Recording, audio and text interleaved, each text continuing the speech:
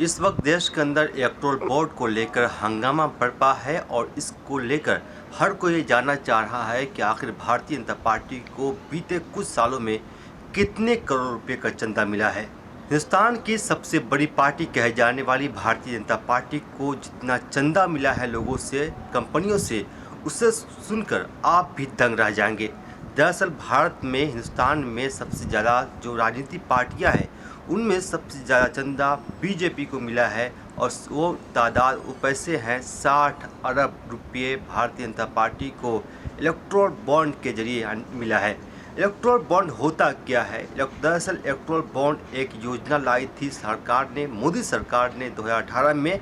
इसके तहत कोई भी बैंक का खाताधारी जिसका अकाउंट स्टेट बैंक में हो, वो एक इलेक्टोरल बॉन्ड खरीद सकता था और वो 1000 रुपये से 1 करोड़ रुपया किसी भी पार्टी को दे सकता था और उस आदमी का नाम कहीं निशान नहीं होता था कि आखिर किसने दिया है। जब भारत सरकार ने इस कानून को लाया था तो उस वक्त से ही ये आवाज़ उठनी शुरू हो गई थी कि आखिर मोदी सरकार क्या छुपाना चाहती है। दरअसल भारतीय जनता पार्टी अपने शुरुआती वक्त से ही कुछ ऐसा काम कर रही है जिससे आम जनता के आँख में मिट्टी धुल दिया जाए, यानी कि आम जनता का जो ध्यान है उसे भटका दिया जाए। मोदी सरकार को सबसे ज़्यादा चंदा 60 अरब रुपया मिला है भारत में कई कंपनियों की तरफ से।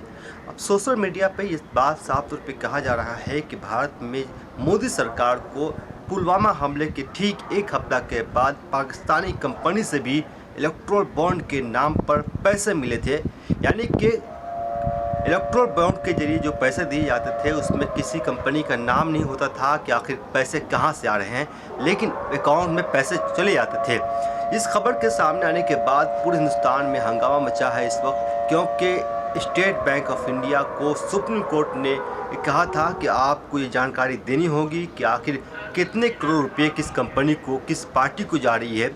अब जो साफ तस्वीरें हो चुकी है ये कि इलेक्टोरल बॉन्ड के जरिए से भारतीय जनता पार्टी को सबसे ज़्यादा पैसे मिले हैं और उसमें कई बड़ी बड़ी छोटी कंपनियां भी शामिल है, जिसमें पाकिस्तान की भी कंपनी शामिल है।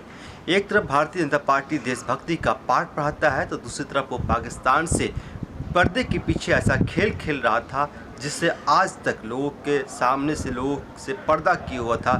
लेकिन अब उनकी सच्चाई सामने आ चुकी है कि भारतीय जनता पार्टी को सबसे ज़्यादा 60 अरब डॉलर रुपये मिले हैं चंदा से, इसमें पाकिस्तान की कंपनी भी शामिल है।